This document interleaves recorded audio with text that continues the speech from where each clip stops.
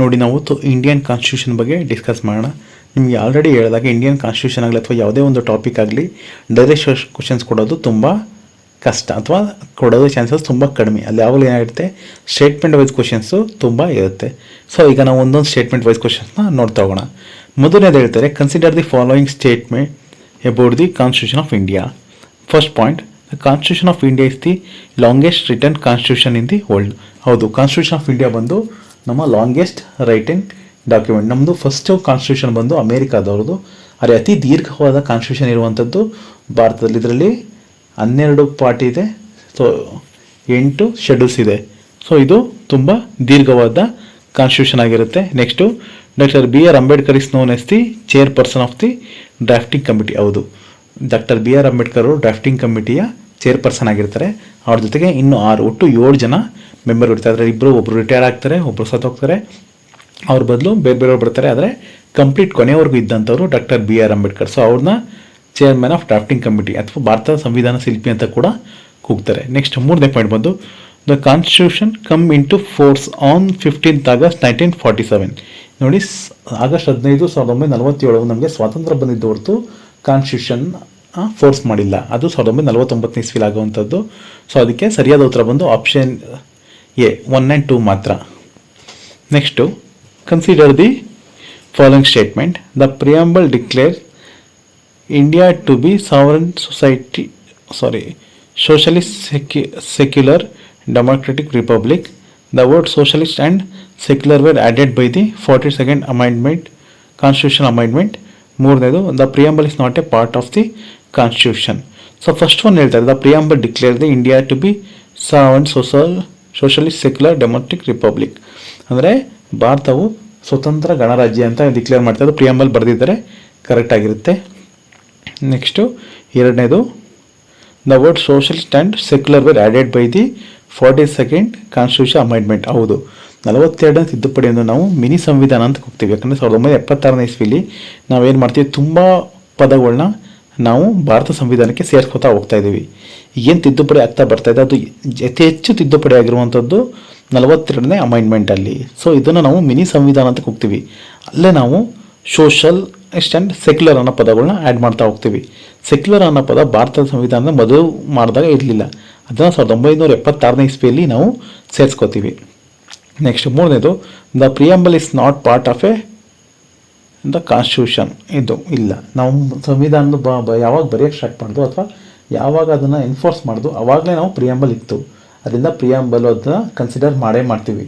So ಇದಕ್ಕೆ ಸರಿಯಾದ ಉತ್ತರ ಬಂದು ಆಪ್ಷನ್ A ಮತ್ತು ಆಪ್ಷನ್ B ಸರಿಯಾಗಿದ್ದು. ಅಂದರೆ ಆಪ್ಷನ್ A ಇದೆಯಲ್ಲ, 1 and 2 ಓನ್ಲಿ ಕರೆಕ್ಟ್. ನೆಕ್ಸ್ಟ್ ಮೂರನೇದು, consider the following statement regarding fundamental rights. Fundamental rights ಬಗ್ಗೆ ಕೊಟ್ಟಿರುವ ಹೇಳಿಕೆಗಳನ್ನು ಗಮನಿಸಿ ಅಂತ ಹೇಳಿದ್ದಾರೆ. ಮೊದಲನೇದು, fundamental rights R mention in part 3 of the constitution. ಹೌದು, ಭಾರತದ ಭಾಗ 3ರಲ್ಲಿ ಇಂಡಿಯನ್ ಕಾನ್ಸ್ಟಿಟ್ಯೂಷನಲ್ಲಿ ಫಂಡಮೆಂಟಲ್ ರೈಟ್ಸ್ ಬಗ್ಗೆ ಸರಿಯಾದ ಉತ್ತರ ಕೊಟ್ಟಿದ್ದಾರೆ. ಆದರೆ ಅದ್ರ ಬಗ್ಗೆ ಡಿಸ್ಕಸ್ ಮಾಡಿರೋದು ಪಾರ್ಟ್ 3ಯಲ್ಲಿ ಕರೆಕ್ಟ್ ಇದೆ. Next, they are enforced by court. ಅದು ಕೋರ್ಟಿಂದನೇ ಆಗಿರುವಂಥದ್ದು. ನಿಮ್ಗೆ ಏನಾದ್ರು ಈಗ ವಾಕ್ ಸ್ವಾತಂತ್ರ್ಯ ಇಲ್ಲ ಅಥವಾ ನಮಗೆ ಯಾವುದೇ ಹಕ್ಕುಗಳಿಲ್ಲ ಅಂತ ನಾವು ಕೋರ್ಟ್ಗೆ ಹೋಗ್ತೀವಲ್ವ. ಸೊ ನಾವು ಕೋರ್ಟಿಂದ ಆರ್ಡರ್ ತೊಗೊಬರ್ಬೋದಲ್ವ. ಸೊ ಅದರಿಂದ ಅದು ಕೂಡ ಸರಿಯಾಗುತ್ತೆ. ದೇ ಆರ್ ಎನ್ಫೋರ್ಸ್ಬಲ್ ಬೈ ಕೋರ್ಟ್ ಮುಖಾಂತರ ನಾವು ತೊಗೊಳ್ಬೋದು. ನೆಕ್ಸ್ಟ್ ಮೂರನೇದು, they can never B suspended. ಇದು ತಪ್ಪಾಗುತ್ತೆ. ಯಾಕಂದರೆ ನಾನು ಆಲ್ರೆಡಿ ನಿಮಗೆ ಲಾಸ್ಟ್ ಕ್ವಶನ್ ಹೇಳಿದಾಗೆ 1976ನೇ ಇಸ್ವಿಲಿ ಎಮರ್ಜೆನ್ಸಿ ಡಿಕ್ಲೇರ್ ಮಾಡಿದಾಗ ನಮ್ಮ ವಾಕ್ ಸ್ವಾತಂತ್ರ್ಯ ಇರಲಿಲ್ಲ. ನಾವು ಇಷ್ಟ ಬಂದ ಕಡೆ ನಿಲ್ಲಂಗಿಲ್ಲ, ಇಷ್ಟ ಬಂದಿದ್ದು ಮಾತಾಡೋದು ಪ್ರತಿಯೊಂದು ಕೂಡ ನಮಗೆ ಏನು ಮಾಡಿದರು, ಎನ್ಫೋರ್ಸ್ ಮಾಡಿದರು. ಅಂದರೆ ಯಾವುದೂ ಮಾಡಬಾರ್ದು ಅಂತ ಡಿಕ್ಲೇರ್ ಮಾಡಿದರು. ಸೊ ಅದರಿಂದ ಏನಾಗಿತ್ತು, ನಮ್ಮ ಸ್ವಾತಂತ್ರ್ಯವನ್ನು ಅವರು ಕಿತ್ಕೊಂಡಿದ್ರು ಅಂತ ಸ್ಟ್ರೈಕ್ ಎಲ್ಲ ಮಾಡ್ತಾ ಇರಲ್ವ. ಸೊ ಇದು ನಾವು ಹೇಳ್ತೀವಿ ಎನ್ಫೋರ್ಸ್ಡ್. ಅದನ್ನ ಸಸ್ಪೆಂಡ್ ಮಾಡೋಕ್ಕಾಗಲ್ಲ ಅಂತಾರೆ. ಸಸ್ಪೆಂಡ್ ಆಲ್ರೆಡಿ 1976ನೇ ಇಸ್ವಿಲೇ ಆಗೋಗಿದೆ. ಅದರಿಂದ 1 ಮತ್ತು 2 ಮಾತ್ರ ಸರಿಯಾದ ಉತ್ತರ. Next, consider the following statement. Article 14 provide equality before law. ಅಂದರೆ 14ನೇ ಆರ್ಟಿಕಲ್ಲು ಕಾನೂನು ಮುಂದೆ ಎಲ್ಲರೂ ಸಮಾನರು ಅಂತ ಹೇಳ್ತಾರೆ. ಅದು correct. Next, article 19 guarantees 6 freedom. 6 ಸ್ವಾತಂತ್ರ್ಯಗಳನ್ನು ನಮಗೆ 19ನೇ ವಿಧಿ ಪ್ರಕಾರ ಅದು ನಮಗೆ ಅಶ್ಯೂರೆನ್ಸ್ ಕೊಡುತ್ತೆ. ಹೌದು, correct. Next, article 32 is called as the heart and soul of the constitution. ಹೌದು, ಭಾರತ ಸಂವಿಧಾನದಲ್ಲಿ 32ನೇ ಆರ್ಟಿಕಲ್ಗೆ ಅತಿ ಮುಖ್ಯವಾದಂಥ ಒಂದು ಸ್ಥಾನಮಾನ ಇದೆ. ಯಾಕಂದರೆ ಅದನ್ನ ರಿಮಿಟ್ಸ್ ಅಂತ ಕೂಗ್ತೀವಿ. ನಮಗೆ ಯಾವುದೇ ರೀತಿ ತೊಂದರೆಗಳಾದರೆ ಕೋರ್ಟಿಂದ ಅಥವಾ ಯಾರು ಬೇರೆ ಉನ್ನತ ಅಧಿಕಾರಿಗಳು ನಮ್ಮ ತೊಂದರೆ ಕೊಟ್ಟರೆ ಅಥವಾ ಕೋರ್ಟ್ ಪೊಲೀಸರು ನಮ್ಮ ಕೇಸ್ನ ತಗೊಳ್ಳಿಲ್ಲ ಅಂದರೆ ಆಗ ನಾವೇನು ಮಾಡ್ಬೋದು, ಈ ಆರ್ಟಿಕಲ್ 32 ಯೂಸ್ ಮಾಡಿಕೊಂಡು ಕೋರ್ಟಿಂದ ಒಂದು ಸ್ಟೇ ತರ್ಬೋದು ಅಥವಾ ಕೋರ್ಟಿಂದ ಆರ್ಡರ್ ತರ್ಬೋದು. ನಾವು ಅಪ್ಪಿತಪ್ಪಿ ನಮ್ಮ ಕಡೆ ಯಾರೋ ಮನೆಯವ್ರನ್ನ ಅರೆಸ್ಟ್ ಮಾಡಿಬಿಟ್ಟಿರ್ತಾರೆ, ಪೊಲೀಸ್ ಸ್ಟೇಷನ್ ಹೋದರೆ ಇಲ್ಲ ನಮ್ಗೆ ಗೊತ್ತಿಲ್ಲ ಅಥವಾ ನಾವು ಅರೆಸ್ಟ್ ಮಾಡಿಲ್ಲ ಅಂತ ಹೇಳಿದಾಗ ನಾವು ಕೋರ್ಟ್ ಮುಖಾಂತರ 62ನೇ ಆರ್ಟಿಕಲ್ನ ಯೂಸ್ ಮಾಡಿಕೊಂಡು ನಾವು ಕೇಸ್ ಹಾಕಿದ್ರೆ 24 ಗಂಟೆ ಒಳಗೆ ಆ ವ್ಯಕ್ತಿನ ಎಲ್ಲಿರೋರು ಹುಡುಕಬೇಕಾಗಿರುತ್ತೆ. ಸೊ ಅದರಿಂದ ಇದನ್ನು ಸಂವಿಧಾನದ ಆತ್ಮ ಮತ್ತು ಹೃದಯ ಅಂತ ಕೂಗ್ತಾರೆ. ಸೊ ಇದು ಮೂರು ಕೂಡ ಸರಿಯಾದ ಉತ್ತರ ಆಗಿರುತ್ತೆ. Next consider the following statement. Directive principles are contained in part 4. ಹೌದು, ಡೈರೆಕ್ಟಿವ್ ಪ್ರಿನ್ಸಿಪಲ್ ಅಂತ ಬಂದಿರೋದು 4ನೇ ಭಾಗದಲ್ಲಿರುತ್ತೆ. Next they are enforced by court. ನೋಡಿ, ಡೈರೆಕ್ಟಿವ್ ಪ್ರಿನ್ಸಿಪಲ್ ಅನ್ನೋದು ನಮ್ಮ ಸ್ವಇಚ್ಛೆಯಿಂದ ಮಾಡುವಂಥದ್ದು, ಯಾರೂ ನಮಗೆ ಫೋರ್ಸ್ಫುಲ್ಲಾಗಿ ಮಾಡುವಂಥದ್ದಲ್ಲ. ನಮ್ಮ ರಾಜ್ಯದಲ್ಲಿ ನಾವು ಹೇಗಿರಬೇಕು, ಯಾವ ಥರ ನಡ್ಕೋಬೇಕು ಅನ್ನೋದು ಯಾರೂ ಫೋರ್ಸ್ಫುಲ್ಲಾಗಿ ನೀನು ಹೀಗೇ ಇರಬೇಕು ಅಂತ ಹೇಳೋದಲ್ಲ, ನೀನು ಸರಿಯಾಗಿರಪ್ಪ ಅಂತ ಹೇಳ್ತಾರೆ. ಆದರೆ ಇದೇ ಥರ ಇರಬೇಕು ಅಂತ ಯಾವುದೂ ರೂಲ್ಸ್ ಇಲ್ಲ. ಸೊ ಇದು ನಾವು ನಮ್ಮ ಸ್ವಇಚ್ಛೆಯಿಂದ ಆಗುವಂಥದ್ದು. ಸೊ ಇದು ಸರಿಯಾದ ಉತ್ತರ ಅಲ್ಲ. ಎರಡನೇದು ತಪ್ಪು, ಇದು ಕೋರ್ಟ್ ಮುಖಾಂತರ ಎನ್ಫೋರ್ಸ್ ಆಗಲ್ಲ. Next they help establish A welfare state. ಹೌದು, ಇದು ನಮ್ಮ ರಾಜ್ಯಗಳ ಒಕ್ಕೂಟಗಳಲ್ಲಿ ಉತ್ತಮಗೊಳಿಸೋದಕ್ಕೋಸ್ಕರ ಮಾಡಿರೋದು. ಸೊ ಇದು ಸರಿಯಾದ ಉತ್ತರ ಆಪ್ಷನ್ ಬಿ 1 ಮತ್ತು 3 ಮಾತ್ರ ಸರಿ ಇರುತ್ತೆ. Next consider the following statement.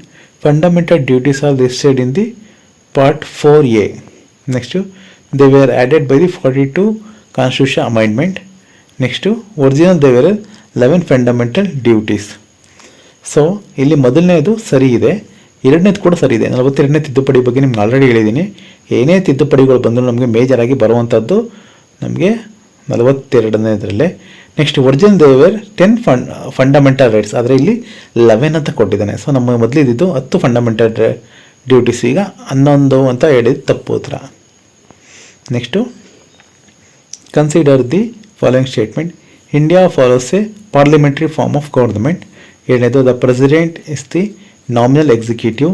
Next ಮೂರನೇದು the prime minister is the real executive. So ಇಲ್ಲಿ ನೋಡಿ, ಈ 3 ಉತ್ತರ ಕೂಡ ಸರಿಯಾಗಿರುತ್ತೆ. ನಾವು Indian parliamentary form of government ಆಗೋದು ಅಂದರೆ ನಮ್ಮದು ರಾಜ್ಯ ಸರ್ಕಾರ ಇದೆ, ಕೇಂದ್ರ ಸರ್ಕಾರ ಇದೆ ಅಲ್ವಾ, ಇದು ಪಾರ್ಲಿಮೆಂಟ್ರಿ ಫಾರ್ಮ್ ಆಫ್ ಗೌರ್ಮೆಂಟ್ ಆಗುತ್ತೆ. Next the president is the nominal executive. ಪ್ರೆಸಿಡೆಂಟ್ಗೆ ಪವರ್ ಇದ್ರೂ ಅವ್ರನ್ನ ರಬ್ಬರ್ ಸ್ಟ್ಯಾಂಪ್ ಅಂತ ಕೂಡ ಕೂಗ್ತಾರೆ.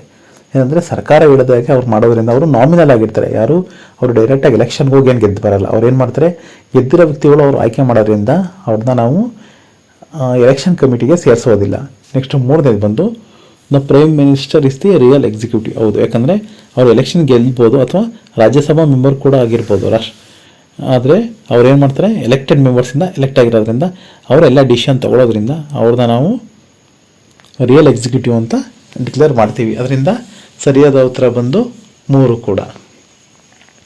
Next consider the following statement. The vice president ಇದ್ದ ex office chairman of the ರಾಜ್ಯಸಭಾರವರು ಎಕ್ಸ್ ಆಫೀಸರ್ ಆಗಿರ್ತಾರೆ, ಕರೆಕ್ಟ್ ಅದು. Next the vice president elected by the members of both houses. Lower house ಮತ್ತು upper house ಎರಡೂ ಕೂಡಿಂದ ಅವರು select ಆಗಿರ್ತಾರೆ, ಅದು ಕೂಡ ಸರಿಯಾದ ಉತ್ತರ. The vice president administrators they votes of the president. ಇಲ್ಲ, ಇದು ತಪ್ಪುತ್ರ ಆಗಿರುತ್ತೆ. ನೆಕ್ಸ್ಟು ಮೂರನೇದು consider the following statement. The Rajya Sabha is A permanent house. ನಿಮಗೆ ಆಲ್ರೆಡಿ ಹೇಳಿದಾಗೆ ರಾಜ್ಯಸಭಾ ಅನ್ನೋದೊಂದು ಪರ್ಮನೆಂಟ್ ಹೌಸ್ ಆಗಿರುತ್ತೆ. ಇಲ್ಲಿ ಯಾವುದೇ ರೀತಿಯ ಡೆಸಲ್ಯೂಷನ್ ಇರಲ್ಲ, ಅಂದರೆ ಡಿಸಾಲ್ವ್ ಆಗಲ್ಲ ಸರ್ಕಾರ. ಅವ್ರೇನಾಗ್ತದೆ ಅಂದರೆ ಪ್ರತಿ 6 ವರ್ಷಕ್ಕೆ, ಅಂದರೆ ಪ್ರತಿ 2 ವರ್ಷಕ್ಕೊಂದ್ಸಲಿ 1/3 ಮೆಂಬರ್ಸು ರಿಟೈರ್ಡ್ ಆಗ್ತಾ ಹೋಗ್ತಾ ಇರ್ತಾರೆ, ಇನ್ನೊಬ್ಬ ಹೊಸ ಮೆಂಬರ್ ಆ್ಯಡ್ ಆಗ್ತಾ ಹೋಗ್ತಾ ಇರ್ತಾರೆ.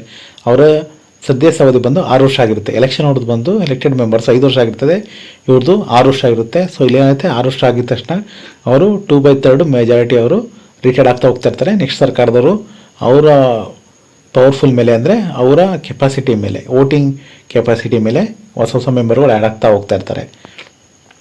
Next it can never be dissolve. ನಿಮ್ಗೆ ಆಲ್ರೆಡಿ ಹೇಳಿದಾಗ ಇದು ಡಿಸಾಲ್ವ್ ಆಗಲ್ಲ. ಸೊ ಇದು 3 ಉತ್ತರ ಕೂಡ ಸರಿಯಾಗಿರುತ್ತೆ. Next consider the following statement. Money bill can be introduce only in Lok Sabha. ನೋಡಿ, ಮನಿ ಬಿಲ್ ಏನು ಬರುತ್ತೆ, ಆ ಮನಿ ಬಿಲ್ಲು ಕೇವಲ ಲೋಕಸಭಾದಲ್ಲಿ ಮಾತ್ರ ನಾವು ಪ್ರೆಸೆಂಟ್ ಮಾಡಬೇಕು. ಅದನ್ನು ರಾಜ್ಯಸಭೆಗೆ ಏನು ಮಾಡ್ತೀವಿ ಅಂದರೆ ನಾವು ಕಳಿಸ್ಕೊಡ್ತೀವಿ. ಅವರು ರಿಜೆಕ್ಟ್ ಮಾಡೋವಾಗಿಲ್ಲ. ಅವ್ರು ಏನು ಮಾಡ್ಬೋದು, ಕೆಲವೊಂದು ಸಜೆಷನ್ಸ್ನ ಕೊಡ್ಬೋದು. ಸೊ ಮೊದಲನೇದೇನಿದೆ ಸರಿಯಾದ ಉತ್ತರ.